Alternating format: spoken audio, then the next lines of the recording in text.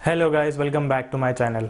अगर आपकी लाइफ में भी बहुत ज़्यादा गम है या फिर आपको ऐसा लगता है कि दुनिया की हर बुरी चीज़ आपके साथ ही हो रही है, तो आपको ये बुक एक बार ज़रूर पढ़नी चाहिए। क्योंकि आज की इस वीडियो में मैं बात करने वाला हूँ खालिद हुसैनी की दिल को छू जाने वाली किताब अ थाउजेंड स्प्लेंडिड सन के बारे में।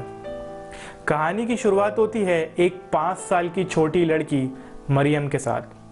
मरियम अपने माँ नानू के साथ अफ़गानिस्तान के एक छोटे से शहर हेरात से दूर बने गांव में एक झोपड़े में रहती है। मरियम की माँ नानू अक्सर उसे हरामी कहकर पुकारती है और मरियम को तो उस शब्द का मतलब भी नहीं पता है।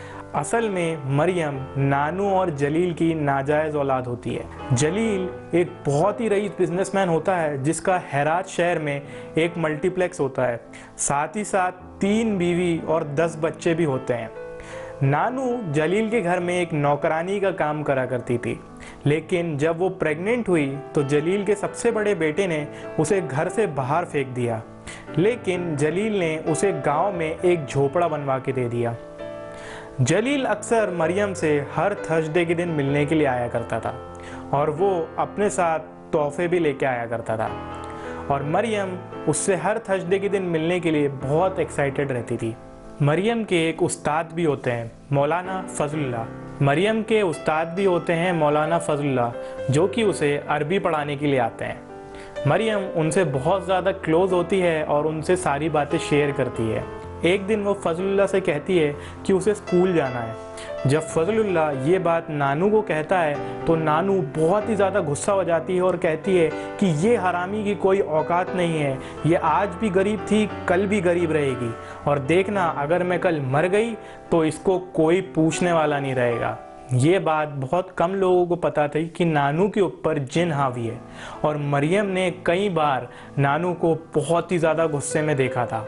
खैर, मरियम अब 15 साल की हो चुकी थी और अभी भी जलील उसे हर थर्सडे के दिन मिलने आता था, और जिस थर्सडे वो उससे मिलने नहीं आता था तो मरियम बहुत ही ज़्यादा दुखी होती थी। एक दिन मरियम ने जलील से कहा कि उसे उसके घर हेरात में जाना है, उसका मल्टीप्लेक्स देखना है, लेकिन जलील ने उसे कुछ ना कुछ बहाना देकर टाल दिया। लेकिन फिर अगले थर्सडे जब जलील उससे मिलने नहीं आया तो वो नानू को बिना बताए पैदल ही हेरात की तरफ निकल गई। वहाँ पे वो जलील का घर देख के चौंक गई, क्योंकि वहाँ पर एक बहुत ही बड़ा दरवाज़ा था और मरियम ने मन में ये सोचा कि कहाँ वो एक झोपड़े में रह रही है और कहाँ जलील एक महल में। खैर, उसे अंदर जाने से चौकीदार रोक लेता है, ये कहते हुए कि जलील अभी घर पर नहीं है। मरियम उसका भारी इंतज़ार करने लगती है, लेकिन जलील नहीं आता। मरियम को बाहर बैठे बैठे रात हो जाती है, फिर भी उसे अंदर नहीं जाने दिया जाता। उसके लिए अंदर से खाना भी आता है, लेकिन मरियम वो भी नहीं खाती। फिर बेचारी वो रात में ठंड में ही वहीं सो जाती है। फिर अगले दिन जैसे ही वो सुबह उठती है तो जलील का ड्राइवर उसे अपने साथ वापस गांव छोड़ने लेके चला जाता है, ये कहते हुए कि उसे ऐसा करने के लिए जलील ने ही कहा है। लेकिन जब मरियम अपने गांव वापस पहुंचती है तो उसकी दुनिया पूरी तरह बदल चुकी होती है, क्योंकि उसके झोपड़े के सामने जो पेड़ होता है जिस पे वो कभी झूला झूला करती थी, उस पे उसकी माँ नानू की लाश फांसी के फंदे से लटक रही होती है। अब मरियम का इस दुनिया में कोई भी नहीं बचा है। खैर, जलील मरियम को अपने साथ उसके घर लेके आ जाता है। ये देख के उसकी तीनों बीवियां बहुत ज़्यादा गुस्सा करती हैं। मरियम अक्सर अपने रूम में बंधी रहती थी और उससे बाहर नहीं निकलती थी। लेकिन फिर एक दिन जलील की सबसे बड़ी बीवी मरियम को नीचे बुलाती है, और जब मरियम नीचे पहुंचती है तो वहाँ पर बाकी के दोनों बीवियां और जलील बैठा होता है। फिर उनमें से एक बीवी कहती है कि हमने तुम्हारी शादी फिक्स कर दी है एक राशिद नाम के आदमी के साथ, जो कि काबुल में एक मोची का काम करता है। उसके बीवी और बच्चे दोनों मर चुके हैं और वो अक्सर तंबाकू चबाता है और उसके पास से सिगरेट की भी बदबू आती है। मरियम ये सुन के चौंक जाती है और फिर जलील की तरफ देखती है और उससे कहती है कि उससे ये शादी नहीं करनी, उस पर ज़बरदस्ती ना करी जाए। लेकिन जलील भी अपनी बीवियों का ही सपोर्ट करता है। और फिर अगले दिन 15 साल की मरियम की शादी 45 साल के राशिद से कर दी जाती है। राशिद फिर मरियम को अपने साथ काबुल लेके चला जाता है और वहाँ जाके उसे वो पहले ही समझा देता है कि तुम घर से बाहर अकेले नहीं निकलोगी और मेरे साथ जहाँ भी जाओगी बुर्का पहन के जाओगी। कुछ टाइम बाद फिर मरियम प्रेग्नेंट हो जाती है और राशिद बहुत ज़्यादा खुश होता है। वो बच्चे के लिए पहले से ही गिफ्ट्स ला के रख लेता है, लेकिन वो बच्चा पैदा होने से पहले ही मर जाता है। इस बात से वो दोनों बहुत ही ज़्यादा दुखी हो जाते हैं और आपस में बात भी नहीं करते। फिर 1979 में अफ़गानिस्तान डेमोक्रेटिक रिपब्लिक बन जाता है और ये वही साल होता है जब मरियम 19 साल की हो जाती है और शादी के बाद से 4 साल में उसे 6 मिसकैरेज हो चुके होते हैं। और अब तो राशिद मरियम को मारना पीटना भी चालू कर देता है। हर छोटी बात पे वो मरियम से लड़ाई करता है। एक दिन राशिद खाने को लेके मरियम के ऊपर बहुत गुस्सा करता है और उसके मुंह के अंदर कंकड़ भर देता है और बोलता है इसे चबाओ। और जब मरियम उसे चबाती है तो उसके मुंह से 2 दांत और बहुत सारा खून बाहर निकलता है। वहीं कहानी की दूसरी तरफ राशिद की एक पड़ोसी रहती है, लैला नाम की 9 साल की बच्ची। वही बहुत खुश मिजाज स्कूल जाने वाली बच्ची होती है जिसके बेस्ट फ्रेंड्स होते हैं गीती। वो उनसे अक्सर हर चीज़ को लेके गॉसिप करती रहती है। इसके अलावा उसका एक बहुत अच्छा दोस्त रहता है तारिक। खैर तारिक की एक टांग नकली होती है क्योंकि ब्लास्ट में वो अपनी एक टांग गंवा देता है।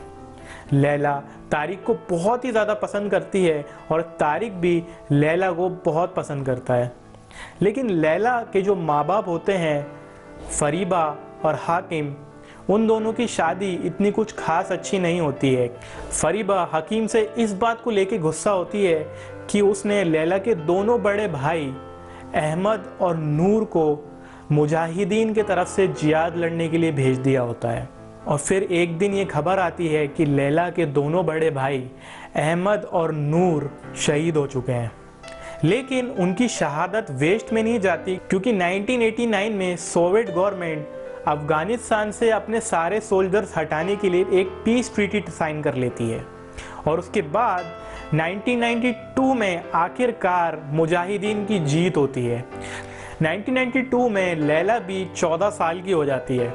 सड़कों पर परेड होती है और लोग काफ़ी ज़्यादा खुश होते हैं कि इतने साल उन्होंने सोवियत का जो अत्याचार सहा वो आखिरकार अब उन्हें नहीं सहना पड़ेगा। लेकिन ये अफ़गानिस्तान की बदकिस्मती होती है कि उनकी समस्याएं अब और ज़्यादा बढ़ने वाली हैं क्योंकि अब अफ़गानिस्तान का कोई रूलर नहीं रहता और मुजाहिदीन के बीच में इंटरनल फाइट चालू हो जाती है कि अफ़गानिस्तान को कौन रूल करेगा। ये लोग आपस में लड़ने लगते हैं कि अफ़गानिस्तान पे अब राज कौन करेगा और उन लोगों की लड़ाई बंदूक, बम और रॉकेट लॉन्चर से चालू हो जाती है और पूरे देश में दहशत फैल जाती है। सड़क पर बम ब्लास्ट, लोगों का मरना, रेप, लूटा मारी, ये सब आम हो जाता है। और ऐसे में अफ़गानिस्तान के लोग अफ़गानिस्तान छोड़ छोड़ के ईरान, इराक और पाकिस्तान जैसी जगहों पर जा जाके बसते हैं।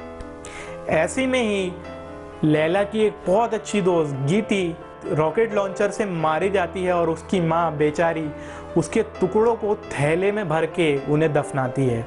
और फिर एक दिन तारिक भी लैला से आकर ये कहता है कि उनकी फैमिली पेशावर शिफ्ट हो रही है।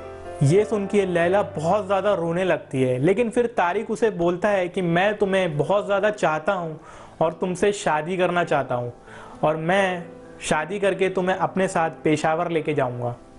लेकिन लैला ऐसा करने से साफ मना कर देती है और वो ये कहती है कि उसके दोनों बड़े भाइयों के मरने के बाद उसके बाप को उसकी सपोर्ट की ज़रूरत है और वो उसके साथ पेशावर जाने से मना कर देती है। यहाँ पे ये दोनों अलग हो जाते हैं और दोनों बहुत ही ज़्यादा रोते हैं। लेकिन फिर कुछ दिन बाद लैला के घर पे एक बुलेट आके लगती है और उसके माँ बाप बहुत ज़्यादा डर जाते हैं और कहते हैं कि काबुल अब रहने लायक बचा नहीं, हम लोग भी यहाँ से पेशावर शिफ्ट हो जाएंगे। ये सुन के लैला तो बहुत खुश होती है कि उसे अब तारिक से मिलने मिलेगा, लेकिन उसके माँ बाप बहुत ही ज़्यादा दुखी होते हैं कि जिस शहर में उन्होंने अपना बचपन गुजारा अब उन्हें वो शहर छोड़ के जाना पड़ेगा। वो अपना सामान पैक कर ही रहे होते हैं कि एक रॉकेट लॉन्चर लैला के घर पे आके लगता है और लैला के दोनों माँ बाप मर जाते हैं। लैला अब पूरी तरह से अनाथ है खैर राशिद लैला को वहां से बचा के अपने घर पर लेके आ जाता है। फिर अगले दिन राशिद के घर पे एक अनजान आदमी आता है।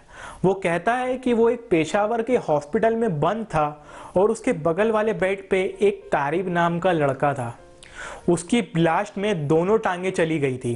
तारिक ने उसे बताया कि उसकी फैमिली काबुल से पेशावर एक टैंकर के अंदर ट्रैवल कर रही थी और उनके साथ 19 लोग और थे, लेकिन वो टैंकर पे रॉकेट लॉन्चर पड़ा और टैंकर में ब्लास्ट हो गया। 19 में से सारे लोग मारे गए, केवल तारिक ही जिंदा बचा, लेकिन अब उसके दोनों पैर नहीं थे।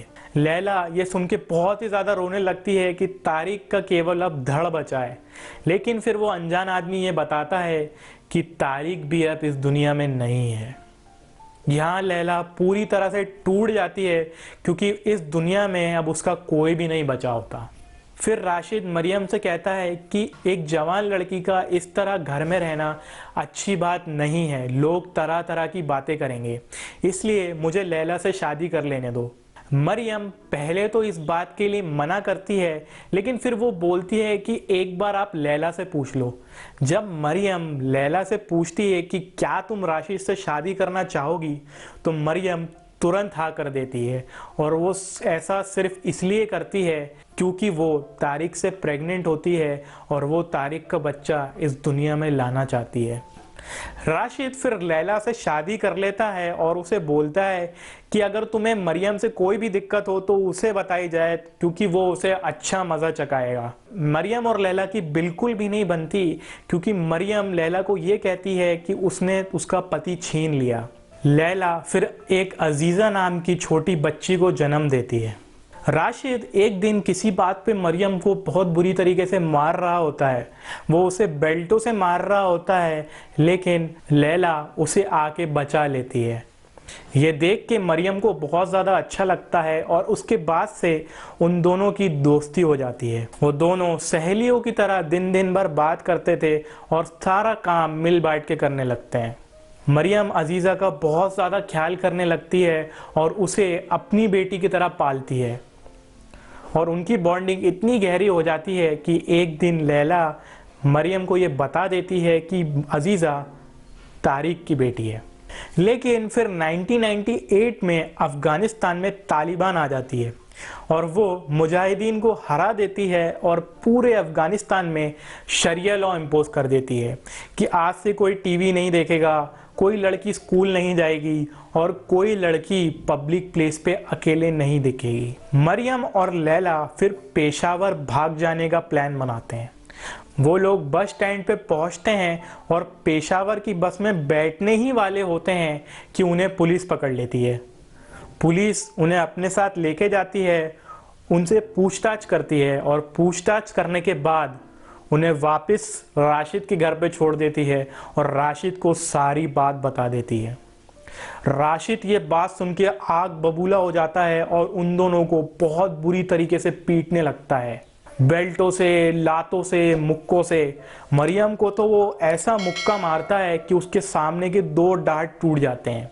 उसके बाद वो लैला, मरियम और वो छोटी बच्ची अजीज़ा को एक कमरे में बंद कर देता है और 2 दिन तक उन्हें भूखा प्यासा रखता है।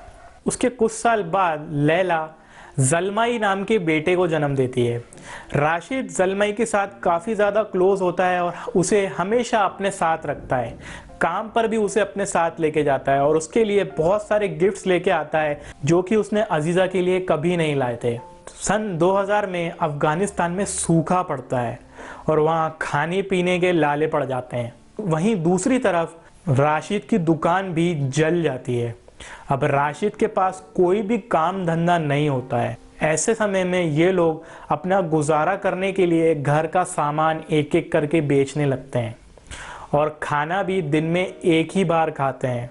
मरियम फिर मदद मांगने के लिए जलील को कॉल करती है, तब उसे पता चलता है कि जलील तो 1987 में ही मर चुका है। इन सब के बीच रशीद का उन दोनों लड़कियों को परेशान करना, उन दोनों को मारना, ये सब तो चलता ही रहता है। फिर इसके बाद लैला अजीज़ा को एक अनाथालय में भर्ती करा देती है, ये सोच के कि कम से कम उसको वहाँ 2 वक्त का खाना तो मिल सकेगा। और लैला अजीज़ा को प्रॉमिस करती है कि वो उससे मिलने आएगी। लेकिन सड़कों पे तालिबान होती है और वहाँ अगर कोई भी अकेली लड़की दिखती है तो तालिबान उसे बहुत मारती है। और लैला के साथ भी ऐसा ही होता है। कभी कभी तो वो आराम से अजीज़ा तक पहुँच जाती थी, लेकिन कभी कभी तालिबान उसे बहुत मारा करती थी। फिर एक दिन जब लैला अनाथालय पे होती है तो उसे वहाँ तारिक दिखता है। तारिक से मुलाकात होने के बाद तारिक उसे बताता है कि वो अपने माँ बाप के साथ पेशावर के रिफ्यूजी कैंप में रह रहा था। वहाँ के हालात बहुत ही ज़्यादा बुरे थे। वहाँ पे ना पीने के लिए साफ़ पानी था, ना खाने के लिए साफ़ खाना। उसके बाप तो पहली ही ठंडी में मर गया और उसके बाद तारिक को भी 7 साल की जेल हो गई और इसी बीच उसकी माँ भी मर गई। और जब वो जेल से छूटा तो वो एक पाकिस्तान की हिल स्टेशन मुलरी के एक रेस्टोरेंट में काम करने लगा। और फिर इसके बाद वो लैला को ढूंढते हुए काबुल आया, जहां उसे सब चीज़ों के बारे में पता चला। लैला को यहाँ पर समझ में आ जाता है कि राशिद ने उससे झूठ बोला है और आज से कई साल पहले जो अनजान आदमी उससे मिलने आया था उसे राशिद ने ही भेजा था। घर पहुंचने के बाद ज़लमई राशिद को बता देता है कि उसने आज लैला को अकेले में तारिक नाम के लड़के के साथ बात करते हुए देखा है। ये सुन के राशिद बहुत ही ज़्यादा गुस्से में आ जाता है और सबसे पहले तो वो ज़लमई को ऊपर वाले कमरे में बंद करता है और फिर नीचे इन दोनों लड़कियों को मारना चालू कर देता है। वो उन दोनों को बेल्ट के बक्कलों से मारता है, बाल पकड़ के ऐसे खींचता है कि उनके बाल ही उखड़ जाते हैं। वो मरियम को बुरी तरह मार रहा होता है कि पीछे से लैला उसके सर पे एक फ्लावर वास फोड़ देती है। इसके बाद राशिद और ज़्यादा पागल हो जाता है और लैला का गला दबाने लगता है। लैला से अब सांस भी नहीं ली जा रही होती है और उसका चेहरा नीला पड़ने लगता है। इसी बीच पीछे से मरियम एक कुल्हाड़ी लेके राशिद के सर पे मार देती है और फिर पूरी फर्शी पे बहुत सारा खून फैल जाता है। लैला और मरियम फिर राशिद की बॉडी को ठिकाने लगाते हैं। फिर लैला मरियम से कहती है कि आप हमारे साथ यहाँ से भाग चलो, अपन यहाँ से पाकिस्तान चले जाएंगे, किसी को इस बारे में कुछ पता नहीं चलेगा। लेकिन मरियम कहती है कि वो ऐसा नहीं कर सकती, क्योंकि जिस देश में एक लड़की अकेले पब्लिक प्लेस में नहीं जा सकती, वहाँ पे अगर पता चलेगा कि 2 लड़की अपने पति का खून करके वहाँ से भाग गई है तो तालिबान उन्हें कहीं से भी खोज निकालेगी। ऐसे में मरियम लैला से कहती है कि तुम अजीज़ा ज़लमई को लेके तारिक के साथ पेशावर चले जाओ और मैं यहीं पर रहूँगी। लैला बहुत ज़िद करती है कि नहीं, आप हमारे साथ चलो, लेकिन मरियम कहती है कि मैं नहीं आ सकती, तुम लोग जाओ और अजीज़ा को मेरा प्यार देना।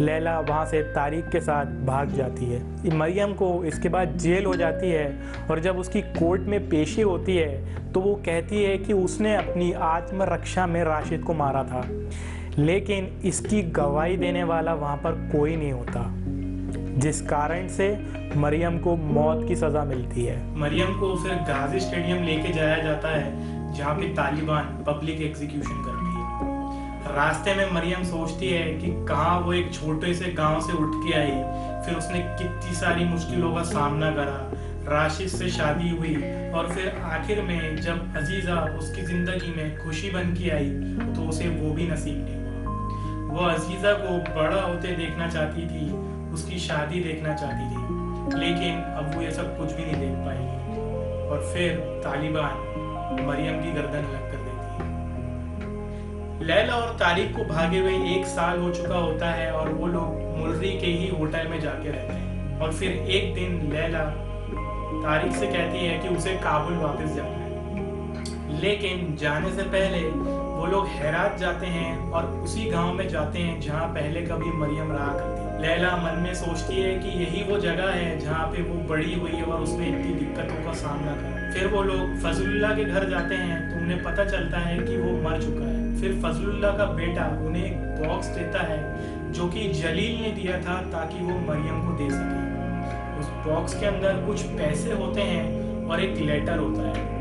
लेटर में जलील अपनी गलतियों के लिए मरियम से माफ़ी मांगता है और ये भी कहता है कि उसके दोनों बड़े बेटे जिहाद में मारे गए और उसकी सारी प्रॉपर्टी छीन ली गई और अब वो मर रहा है और मरने से पहले उसकी आखिरी यही इच्छा है कि वो एक बार मरियम को देख सके। इसके बाद लैला की पूरी फैमिली काबुल चली जाती है, क्योंकि यूएस के अटैक के बाद अफगानिस्तान के हालात अब थोड़े ठीक होते हैं। तारिक एक एनजीओ के लिए काम करने लगता है और लैला उसी अनाथालय में वापस जाती है जहां कभी उसने अजीजा को छोड़ा था।